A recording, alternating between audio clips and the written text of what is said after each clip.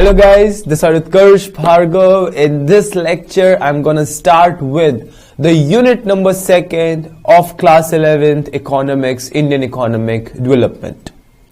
This unit is really very interesting because it is talking about the most big landmark, the most, you can say, the drastic change ever happened in Indian economy after the independence. Yes, I am talking about the 1991 Indian economic reforms. Maybe most of you are unaware about this structural reforms which was happened in 1991. So here I am to tell you about the so many interesting things. First of all, थोड़ा आप लोगों के mind में image build करने के लिए कि actually ये क्या चीज है. आज की डेट में जो इंडिया आपको दिखता है, अगर आप किसी एक मेट्रोपॉलिटन सिटी में रहते हैं, अगर आप किसी एक रूरल एरिया में भी रहते हैं, you have access to internet, you have access to big brands. If you have money, you can purchase literally anything in India right now. From the big brands of automobile industries like Rolls-Royce, Aston Martin, Ferrari, Lamborghini, from the very rich quality in clothing section like Zara or Gucci and all. Similarly, in the luxury department to the daily consumable goods, everywhere there is very high quality goods with very high level of competition. You have big food giants like Domino's, Pizza Hut, McDonald's, Subway. Do you know any interesting fact about them? मैंने जितने भी brands का नाम लिया, none of them belongs to India. Everything belongs to rest of the world. But the fact is this, that none of these companies, yes, none of these companies were there in India before 1991. तो 1991 में ऐसा क्या खास हुआ कि ये सारी companies India की तरफ अट्रैक्ट हुई और इंडिया में आके इन्होंने इन्वेस्टमेंट करी, करोड़ों लोगों को इन्होंने एम्प्लॉयमेंट दी, इंडिया की उस बिगड़ती हुई इकोनॉमी को संभाला और इकोनॉमी को एक बूस्ट दिया. शायद आज की डेट में हम ये जितनी सारी टेक्नोलॉजी, आप जिस मोबाइल या जिस लैपटॉप पर आप अभी मेरी वाली वीडियो देख रहे हैं, ये सब की सब कहीं ना कहीं उसी 1991 में आए रिफॉर्म्स की देन है, उसी का एक तरीके का रिवॉर्ड है ये. सो ऐसा क्या हुआ था 1991 के अंदर? अभी तक शायद आपको मेरी इन बातों से रियलाइज हो गया होगा कि हां, बहुत ही कुछ बड़ा हुआ था, तभी मेरे को आज की डेट में इंडिया इतना रिच दिखाई देता है. Trading, commerce and now e commerce is almost at its peak right now. If you examine the performance of India from the 90s to now, तो तब से ही इंडियन इकोनॉमी आगे बढ़ती जा रही है. तो 1991 में ऐसा क्या खास हुआ था, हम यही पढ़ेंगे इस चैप्टर में. बट उससे भी पहले हम बिल्कुल सिनारियो को स्टार्टिंग से समझेंगे. अभी तक मैंने यह सस्पेंस ओपन नहीं किया है कि 1991 में ऐसा क्या खास हुआ था. बट अगर मेरे को ऐसे रिफॉर्म्स लाने पड़े तो उसके पीछे के भी तो कुछ रीजंस रहे होंगे. शायद मेरी इकोनॉमी अपना बेस्ट नहीं दे रही थी, शायद मेरी इकोनॉमी के अंदर कंपनीज, बिजनेसेस इतने एफिशिएंट नहीं थे कि वो लोगों को एम्प्लॉयमेंट दे सके, लोगों का स्टैंडर्ड ऑफ लिविंग शायद उतना अच्छा नहीं था. बट इन सारी वजहों के पीछे क्या बेसिक कॉज रहा होगा, ये हमारा इंट्रोडक्शन के बाद पहला टॉपिक है. बट पहले जरा रिफॉर्म्स की एक बेसिक हम इंट्रोडक्शन देखते हैं. इकोनॉमिक रिफॉर्म्स बोले या बोले स्ट्रक्चरल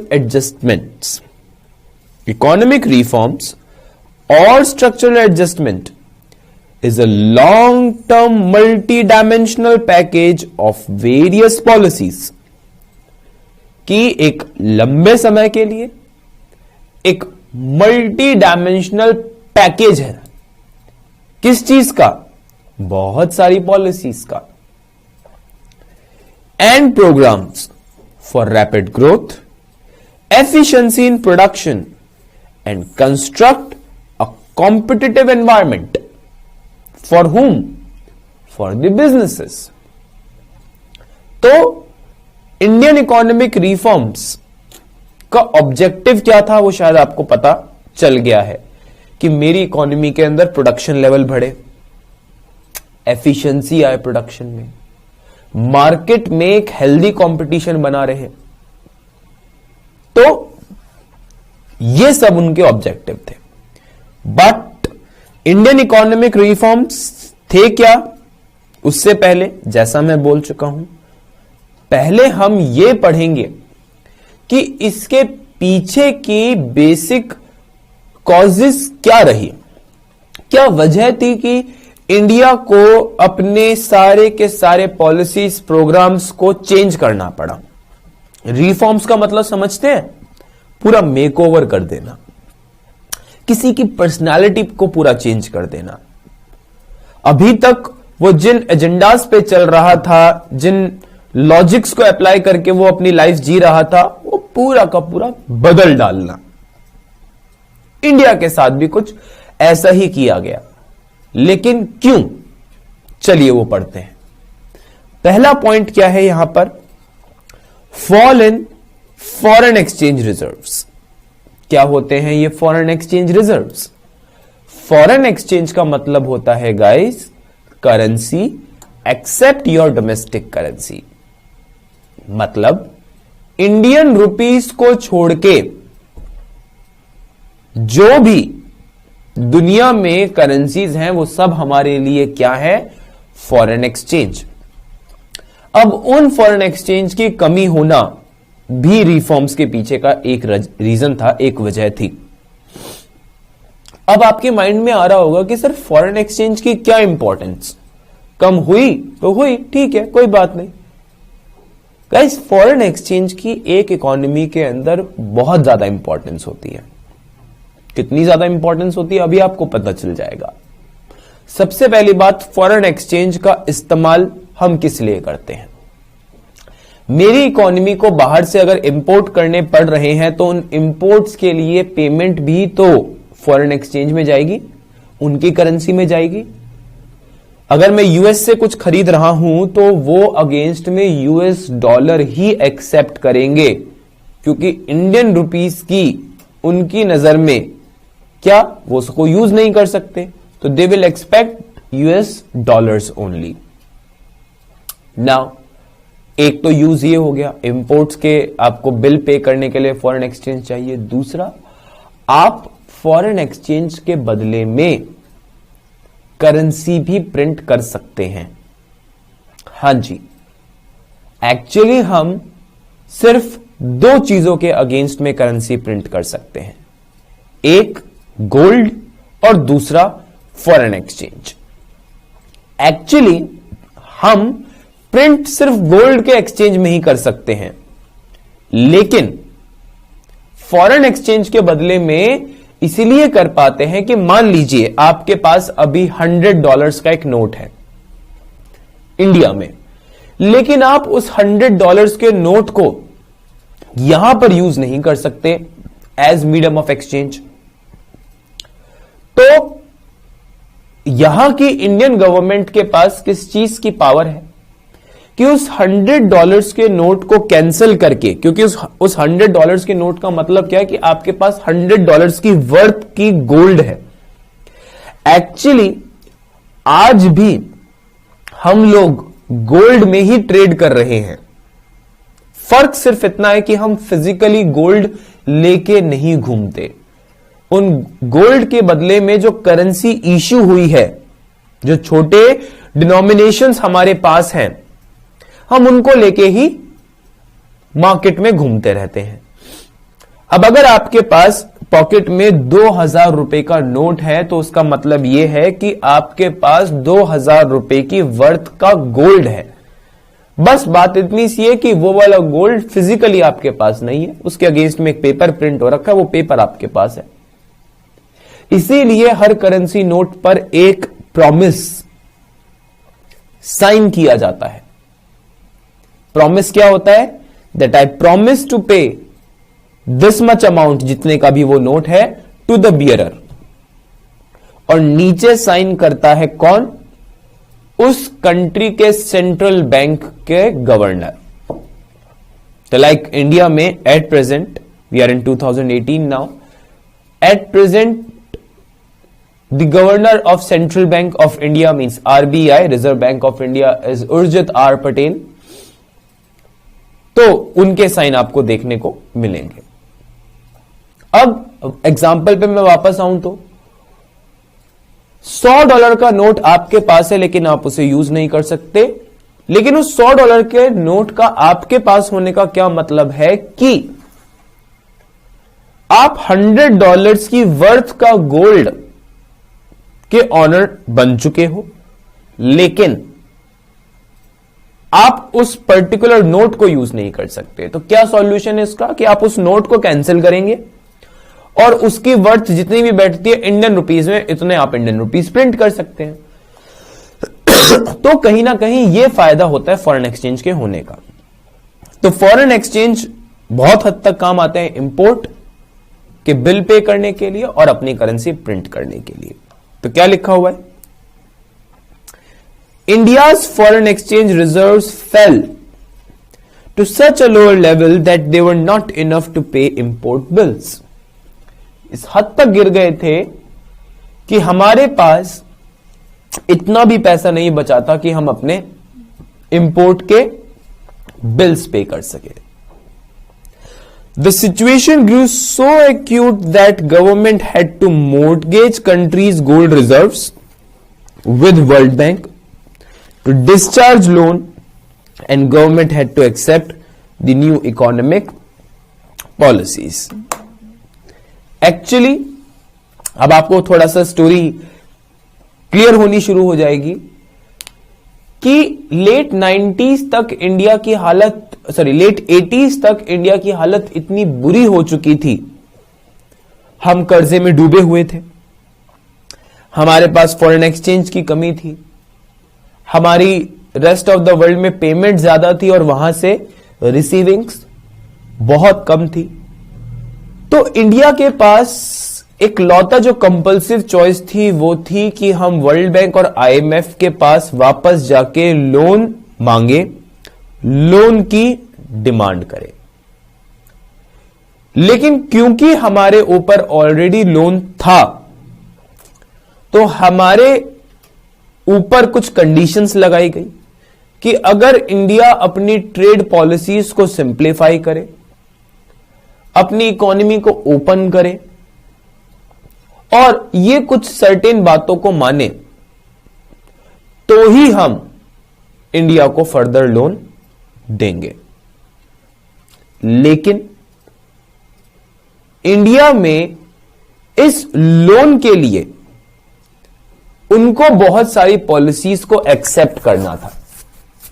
तो मैं पूरी बात को ओपन करूं तो उस दौरान के और इनफैक्ट आज तक इंडिया के one of the best economist को चुना गया कि आप जाएं और इंडिया के इस एक नए रिफॉर्म को आईएमएफ और वर्ल्ड बैंक के सामने रखें और प्लीज लोन लेकर आए, क्योंकि इंडिया की हालत बहुत ज्यादा बुरी थी।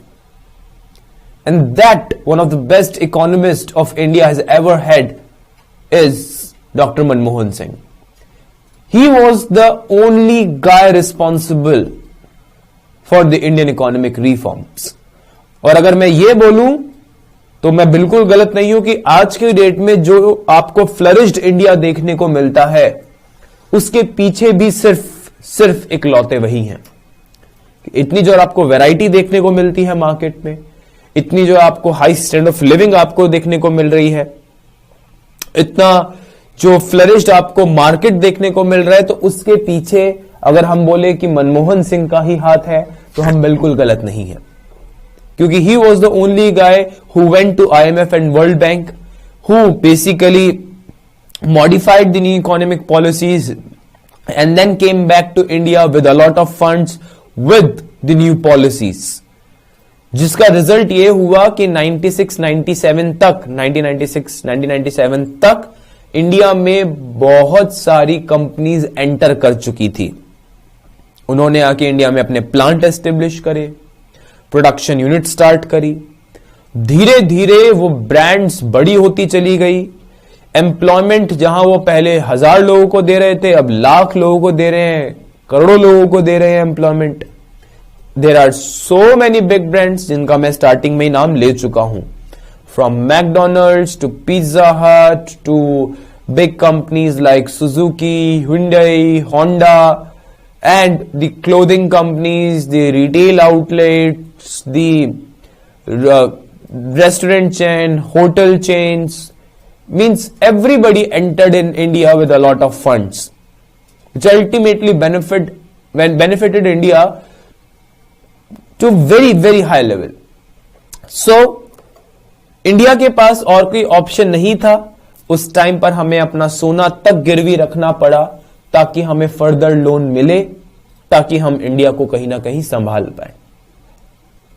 लेकिन उस लोन के बदले में हमें पॉलिसीज को भी अडॉप्ट करना पड़ा, जो कहीं ना कहीं बहुत फायदेमंद भी साबित हुआ। Second point is what? Adverse BOP. अब कुछ बच्चों को यहां पर बीओपी यानी कि बैलेंस ऑफ पेमेंट का मतलब नहीं पता होगा। गाइस, बीओपी का मतलब होता है it is the difference between the total receivings from the rest of the world which are economy has to receive and the total payment which we have to pay. तो actually जितना पैसा बाहर से मैंने रिसीव करना है और जितना पैसा मैंने बाहर पे करना है, उन दोनों के बीच के डिफरेंस को हम नाम देते हैं बीओपी। अब अगर मैं वर्ड यूज कर रहा हूं बीओपी एडवर्स था, यानी कि एडवर्स बीओपी, तो उसका क्या मतलब होगा?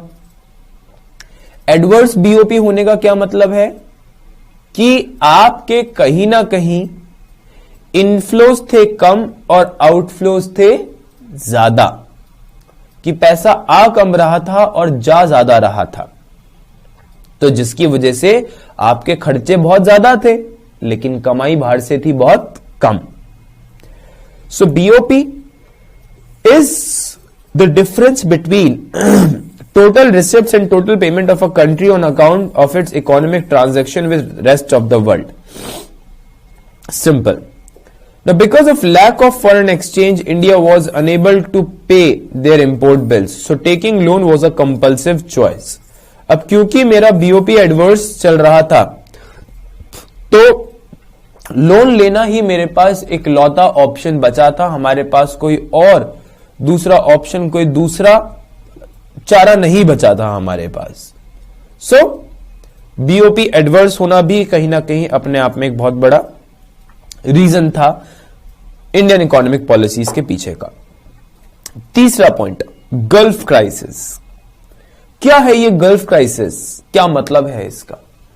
शायद आपने गाइस कभी टर्म सुनी होगी, गल्फ कंट्रीज। गल्फ कंट्रीज कौन सी है? ये मिडिल ईस्ट की कंट्रीज को हम नाम देते हैं गल्फ कंट्रीज का। और 80s में इनके बीच में एक वॉर हुई। Basically, that war was initiated by Iraq.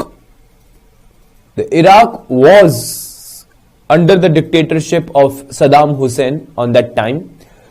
So, Iraq and Iran were in between a war for a long period, like 10 years. लगभग 10 साल तक इराक और ईरान में वॉर चलती रही, जबकि ईरान की तरफ से कुछ नहीं था, इराक ने ही उनके ऊपर अटैक कर रखा था। साइमल्टेनियसली उन्होंने कुवैत के ऊपर और अटैक कर दिया रातों रात।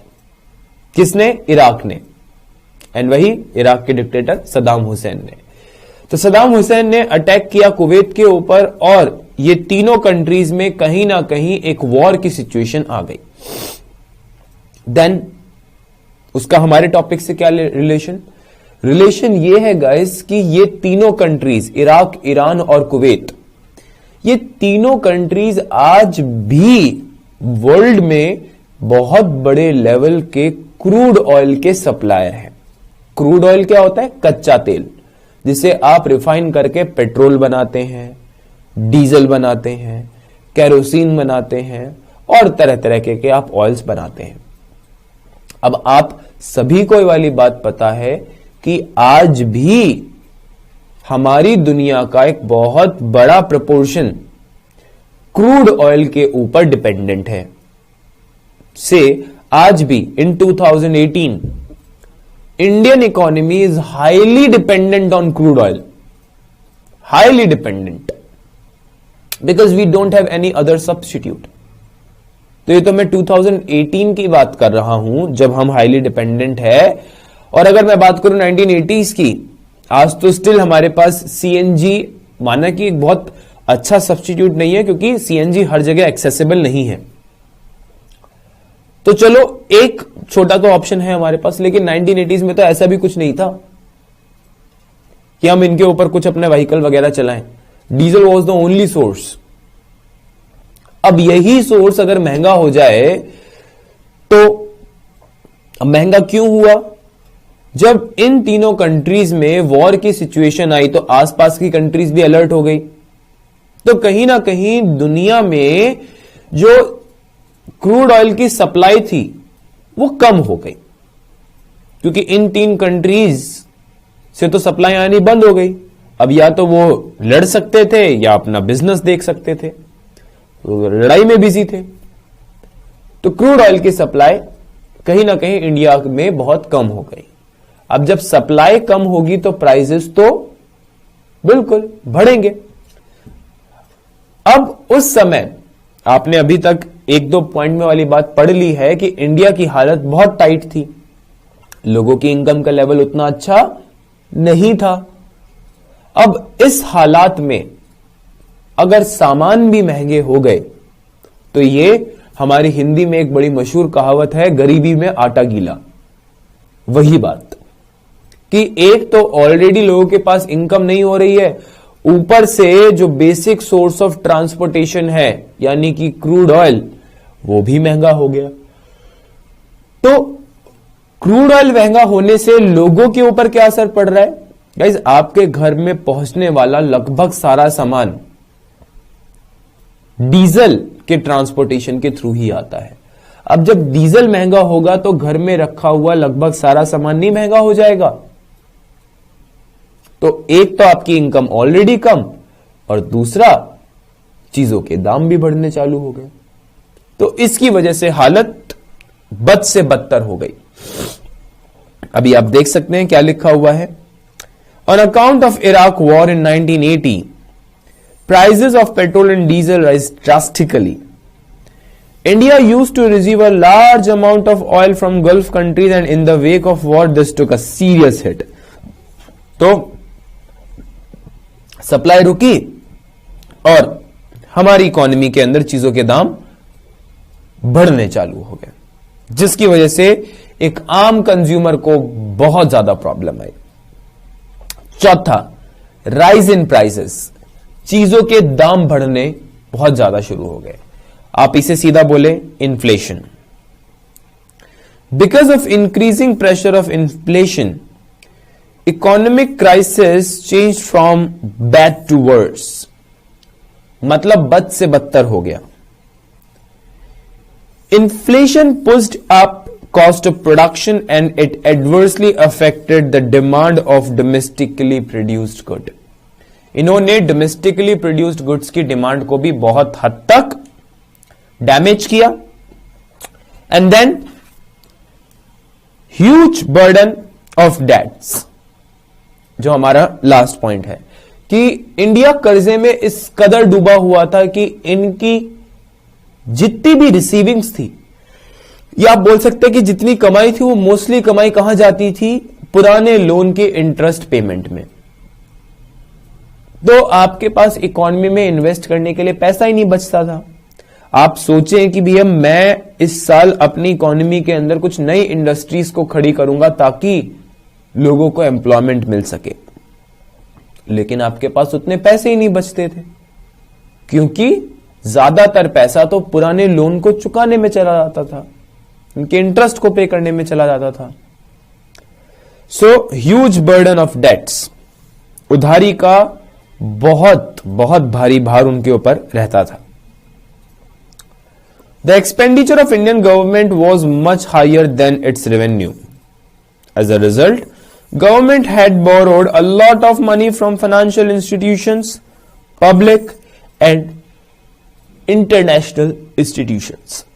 पब्लिक से पैसा लेना, अब आप सोच रहे होंगे कि गवर्नमेंट पब्लिक से कैसे पैसा लेती है। गवर्नमेंट अपनी छोटी मोटी स्कीम्स चलाती है, like KVP Kisan Vikas Patra, NSCs national saving certificates, savings deposit in the post offices. ऐसी सारी स्कीम्स के थ्रू गवर्नमेंट पब्लिक से पैसा बोरो करती है, लेती है और अपने डेवलपमेंट के कामों में उनको लगा देती है ताकि लोगों का उससे फायदा हो, भला हो।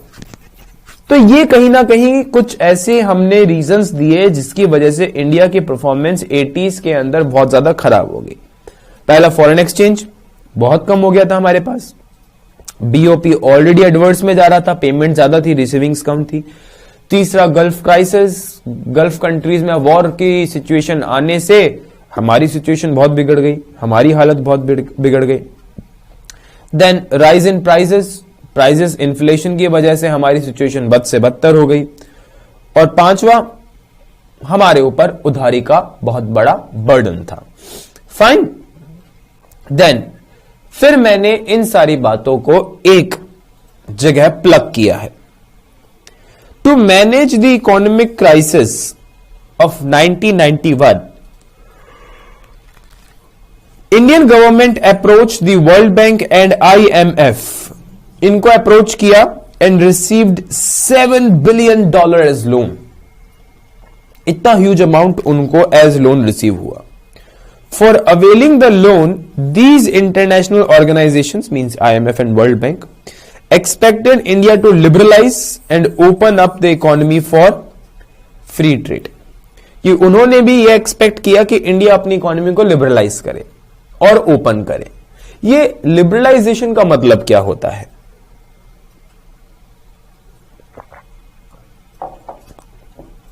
लिबरलाइज करने का क्या मतलब होता है? गाइस, ये वर्ड आया है लिबर्टी से। लिबर्टी का मतलब क्या होता है? फ्रीडम, आजादी। याद कैसे रख सकते हैं? यूएस के अंदर स्टैच्यू ऑफ लिबर्टी है। Statue of Liberty is the symbol of the freedom. So यहां पर हम बात कर रहे हैं कि हम अपनी इकोनॉमी के अंदर लिबर्टी लाएं, लेकिन किस चीज में? That is the liberty of trade, the freedom of trade. Actually, the thing is this, guys, that your reforms, Indian economic reforms, इन्हें आप न्यू इकोनॉमिक पॉलिसीज का भी नाम देते हैं, NEP, new economic policies 1991 was all about three things. The first one is the liberalization, L, liberalization. The second one is P, privatization.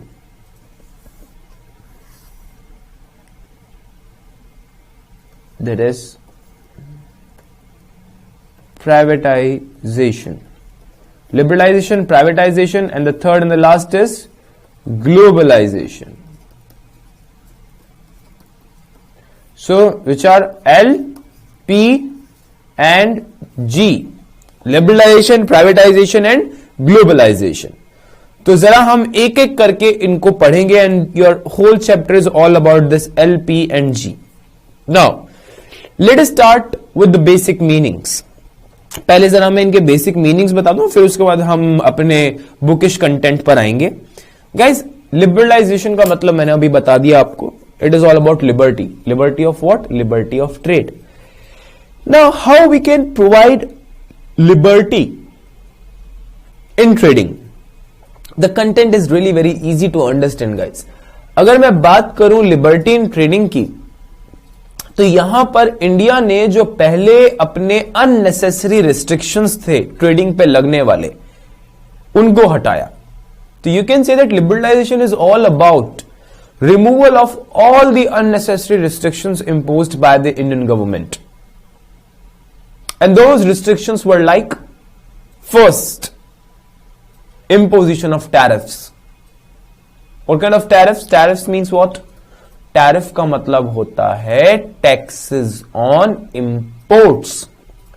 Imports पे लगने वाले taxes को बोलते हैं tariff. तो टैरिफ्स को हटाओ. दूसरा, रिमूवल ऑफ लाइसेंसिंग. लाइसेंस को हटाओ. लाइसेंस मतलब, I hope you remember IPR 1956. उसमें लाइसेंसिंग को प्रमोट किया गया था. 1956 की बात कर रहे हैं हम. उस समय लाइसेंसिंग को इसलिए प्रमोट किया गया था कि ताकि सरकार की नॉलेज में रहे कि प्राइवेट सेक्टर के हाथ में कितनी पावर देनी है, किसको काम सौंपना है, किसको काम नहीं सौंपना है. तो लाइसेंसिंग को अल्टीमेटली सरकार ने हटा दिया. लेकिन कुछ जगह पर लाइसेंसिंग रखना जरूरी भी था. तो फालतू में जिन बिजनेस में लाइसेंसिंग को डाला गया था, उन बिजनेसेस से लाइसेंसिंग को हटा दिया गया. फिर किन इंडस्ट्रीज में लाइसेंसिंग को रखा गया? आप लोग इतने अवेयर होंगे कि जिन इंडस्ट्रीज का मैं नाम लेने वाला हूं, वहां पर आज भी आपको बिजनेस करने के लिए सरकार से पहले लेना पड़ेगा licence. Like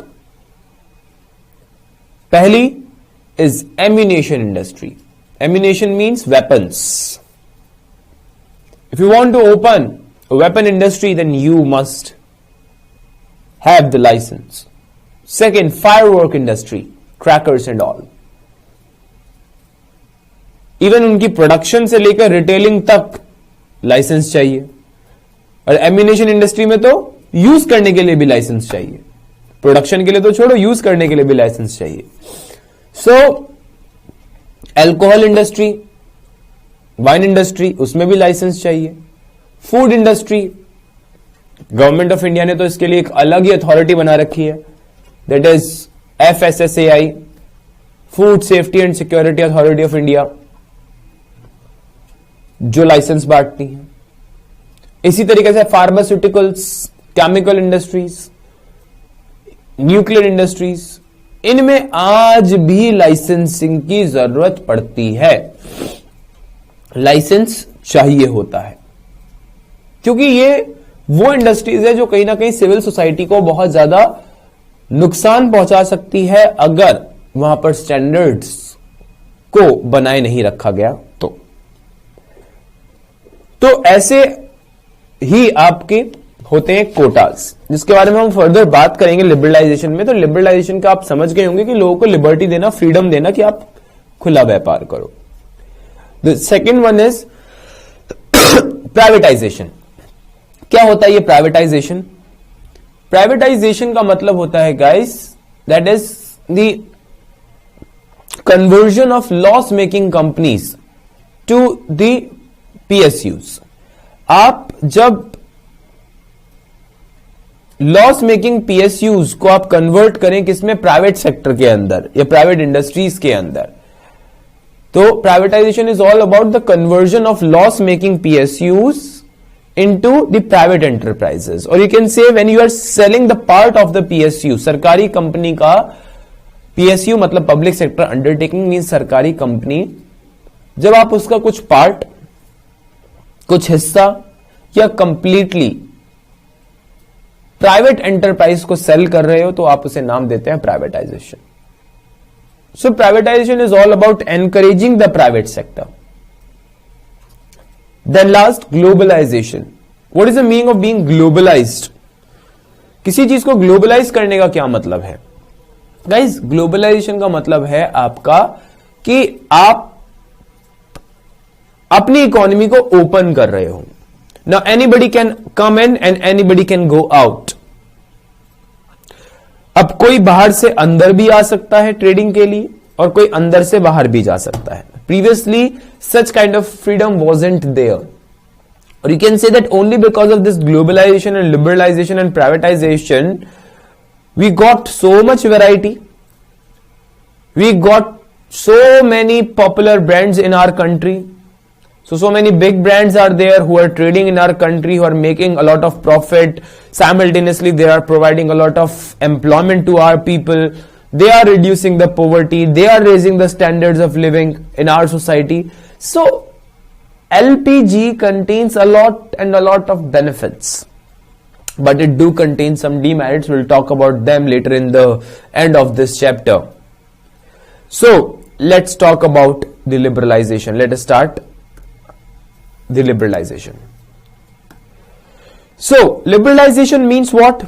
Removing all unnecessary restrictions imposed by the government on private enterprises like license, permit, tariff, quotas, etc. तो जितने भी unnecessary restrictions हैं उसे सरकार हटाए और ये सारी चीजें इनके बारे में हम बात कर रहे हैं. लाइसेंसिंग, जो भी मैंने बताया कि हर जगह लाइसेंस होना भी अच्छा नहीं था, लेकिन कुछ जगह होना भी चाहिए. तो जहां पर अननेसेसरी लाइसेंसिंग थी वहां पर हटाया गया. परमिट्स, सेम बात कि जिसके पास परमिट होता था वही प्रोड्यूस कर पाता था, जिसके पास परमिट नहीं है वो प्रोड्यूस भी नहीं कर सकता. तो ये परमिट सिस्टम को भी हटाया गया. देन टैरिफ्स, इंपोर्ट पे लगने वाला टैक्स, इसे भी हटाया गया कि जब आप ग्लोबलाइज्ड वर्ल्ड की बात कर रहे हो तो आप कैसे बात कर सकते हो कि हम टैरिफ भी इंपोज करेंगे. नाउ कोटाज, अगर हम कोटा की बात करें that what is this quota. शायद आपके माइंड में कोटा सुन के वर्ड आता होगा रिजर्वेशन. यस, यहां पे भी हम रिजर्वेशन की बात कर रहे हैं, but that is the reservation in trade. व्यापार में रिजर्वेशन. अब सर ये किस तरीके की रिजर्वेशन है? Guys, this is the reservation in the quantity. Like previously the thing was like, say there is a quota on sugar import. अगर आप शुगर का इंपोर्ट करोगे तो एक कोटा है, that the quota is of 1 quintal. Means what? कि अगर आप 1 क्विंटल तक इंपोर्ट करते हो सरकार उसकी अनुमति देती है, परमिशन देती है. आप 1 क्विंटल से ज्यादा इंपोर्ट नहीं कर सकते. व्हाट इफ अगर 1 क्विंटल से ज्यादा इंपोर्ट कर लिया तो मींस जो आपकी कोटा है, कोटा से ज्यादा इंपोर्ट कर लिया तो क्या होगा? In that case what will happen? अगर आप 1 क्विंटल से ज्यादा इंपोर्ट करते हो then that import will be considered as smuggling, क्योंकि सरकार उसकी अनुमति नहीं देती, लेकिन फिर भी आपने मंगाया तो वो स्मगलिंग है. सो ये कोटा सिस्टम को भी हटाया गया. सो लाइसेंस, परमिट, टैरिफ, कोटास, ये सब लिबरलाइजेशन के अंदर. मैं ये नहीं बोल रहा कि कंप्लीटली हटा दिया, लेकिन हाँ काफी हद तक इनको सिंप्लीफाई कर दिया, आसान कर दिया, कुछ जगह से हटा भी दिया ताकि लोग बूस्टअप हो ट्रेडिंग के लिए. Okay, next is economic reforms under liberalisation. Liberalisation के अंडर क्या अपने रिफॉर्म्स थे? तो पहला पॉइंट क्या है? Industrial sector reforms. Industrial sector में क्या रिफॉर्म्स आए थे अंडर लिबरलाइजेशन? यही लाइसेंस को हटा दिया, टैरिफ्स को हटा दिया, कोटास को हटा दिया. तो क्या लिखा हुआ है? Liberalisation basically implied deregulation of industrial sector of Indian economy. means regulation में लाना, अपने कंडीशंस में बांधना, डीरेगुलेट करना, उनको कहीं ना कहीं एक फ्रीडम दे देना. तो इंडियन इकोनॉमी में आने वाले काफी सारे बिजनेसेस को, इंडस्ट्रियल सेक्टर को डीरेगुलेट किया गया. तो some examples of deregulation are abolition of the licensing, industrial licensing, उसे abolish किया गया. Then freedom of import and export, import export की पूरी फ्रीडम दी गई, removal of tariff and quotas etcetera. तो ये सारे कहीं ना कहीं फायदे मिले इंडस्ट्रियल सेक्टर को कि टैरिफ हटाया, कोटा हटाया, इंपोर्ट एक्सपोर्ट पर रिस्ट्रिक्शंस हटाई, लाइसेंसिंग को हटाया गया, तो जिसकी वजह से इंडस्ट्रियल सेक्टर के लिए आगे बढ़ना बहुत ज्यादा इजी हो गया था, आसान हो गया था। Next is financial sector reforms. क्या थे ये फाइनेंशियल सेक्टर रिफॉर्म्स? पहले जो नॉन बैंकिंग और बैंकिंग इंस्टीट्यूशंस हैं उनके लिए जितनी भी टर्म्स कंडीशन थी, जो रेट ऑफ इंटरेस्ट हुआ करते थे, वो सब सेट करने का काम कौन करता था? RBI. But after the reforms excuse me, RBI starting acting as a facilitator. Before that it was acting as a regulator. कि पहले रेगुलेटर की जैसा वो मार्केट में बिहेव कर रहा था, मार्केट के अंदर वो रेगुलेटर की तरह एक्ट कर रहा था, but now started acting as a facilitator, कि हम आपकी फैसिलिटी देने के लिए बैठे हुए हैं, ना कि आपको रेगुलेट करने के लिए। सो financial sector includes banking and non-banking institutions, stock exchange market, foreign exchange market, etc. guys बीच में कॉमा है, so banking और non-banking दोनों आते हैं, that is not now, that is non-banking. Fine. So non-banking institution, stock exchange market, foreign exchange market, etc.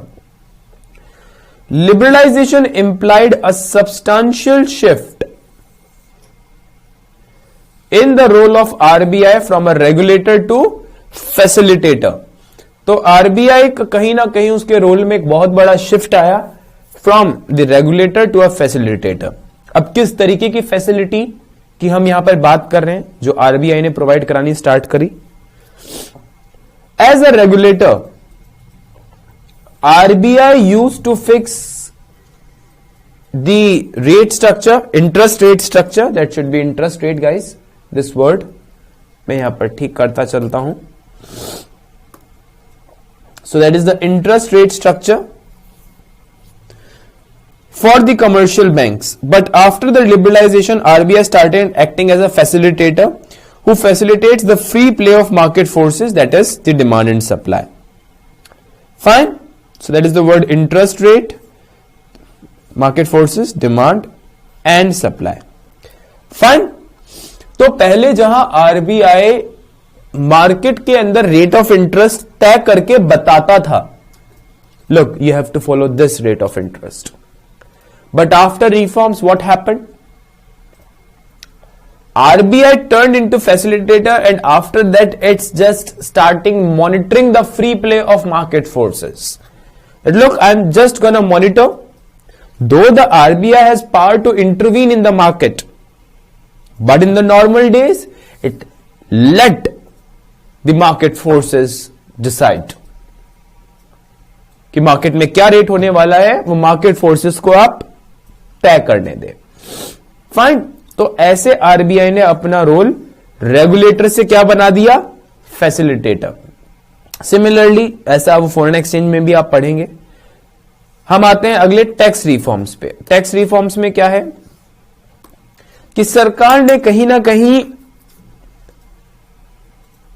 Tax structure को बड़ा simplify करने की कोशिश करी। लाइक अगर मैं आज की डेट की बात करूं तो लाइव क्लासेस में इससे रिलेटेड हम बहुत सारी बच्चों का जीके इंक्रीज करने की कोशिश करते हैं कि लाइक आज की डेट में हमारे इंडियन टैक्स स्लैब्स क्या है, मतलब कि कितनी कमाई करने वाले को कितना टैक्स देना पड़ता है इंडिया में।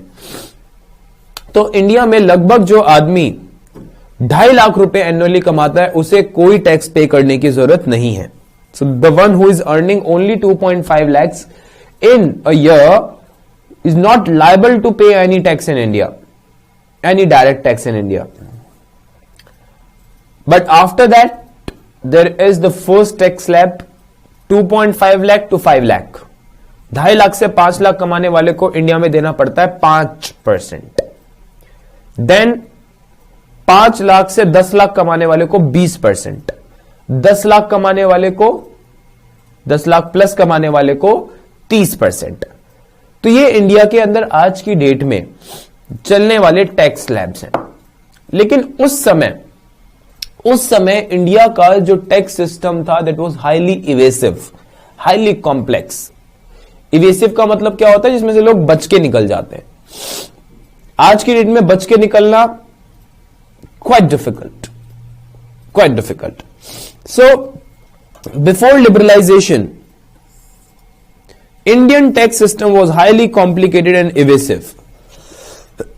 तो बहुत कॉम्प्लिकेटेड था और बहुत इवेसिव था। Prior liberalisation, Indian government took major step to simplify the tax system and several policy, that is not the word sensual, that is several policies was made to penalize tax defaulters. So बहुत सारी policies बनाई गई ताकि tax defaulters को penalize किया जा सके, उन्हें punishment दी जा सके। Fine, तो आज की डेट में आपने इतनी थोड़ी बहुत न्यूज तो सुनी होगी कि सरकार टैक्स डिफॉल्टर्स के लिए बहुत ही ज्यादा स्ट्रिक्ट है। If you are not paying the taxes as per your liability, तो सरकार आपके अगेंस्ट में एक्शन लेती है। आपने सुना होगा इनकम टैक्स वालों ने रेड कर दी किसी पर्टिकुलर के ऑफिस में या किसी पर्टिकुलर के घर में, एंड देन फिर अगेन सरकार उनके ऊपर एक्शंस लेती है। Fine, next is what? The foreign exchange reforms. Foreign exchange reforms, guys, tax reforms और financial sector reforms की तरह ही थे। आपके फॉरेन एक्सचेंज में उस सिस्टम को जहां पहले आरबीआई रेगुलेट करती थी, आरबीआई ही सेट करती थी। So RBI used to do almost everything when it comes to the setting up the rates. So पहले आरबीआई ही रेट तय किया करती थी, बट आफ्टर द रिफॉर्म्स हुआ क्या? आफ्टर द रिफॉर्म्स ये पावर दे दी गई मार्केट के हाथ में, मार्केट फोर्सेस के हाथ में, कि again let the market forces decide. Market forces के ऊपर छोड़ दो, वो अपने आप डिसाइड करते रहेंगे। लेकिन आरबीआई ने पावर अपने हाथ में भी रखी कि जब हमें लगेगा कि हमें मार्केट में आने की जरूरत है, हमें इंटरफेयर करने की जरूरत है, तो बिल्कुल आरबीआई आएगी और मार्केट में इंटरफेयर करेगी। सो क्या लिखा हुआ है? Before liberalisation central bank used to fix foreign exchange rates itself, खुद ही तय किया करती थी। But after liberalization, foreign exchange rates are decided by the market forces. कि पहले तो सारे के सारे रेट खुद डिसाइड करती थी, लेकिन बाद में उन्होंने काम सौंप दिया मार्केट फोर्सेस के हाथ में। अच्छा, इसमें भी मैं एक बात बता दूं गाइस, आप सोच रहे होंगे कि मार्केट फोर्सेस तो फिर सारी कंट्रीज की अलग अलग होगी। नहीं, बात इतनी सी है कि प्रॉपर इसके लिए एक मार्केट एस्टेब्लिश की गई जिसे आप नाम देते हैं इंटरनेशनल फॉरेन एक्सचेंज मार्केट, जो डेली बेसिस पर इनके रेट्स को मॉनिटर करती है और डिटरमाइन करके मार्केट में इशू करती रहती है। और मैं बता दूं कि ये रेट्स चेंज होने को हर 1 मिनट में भी चेंज हो जाए और कंसिस्टेंसी बना के रखे जाए तो कई कई दिन चेंज नहीं होते।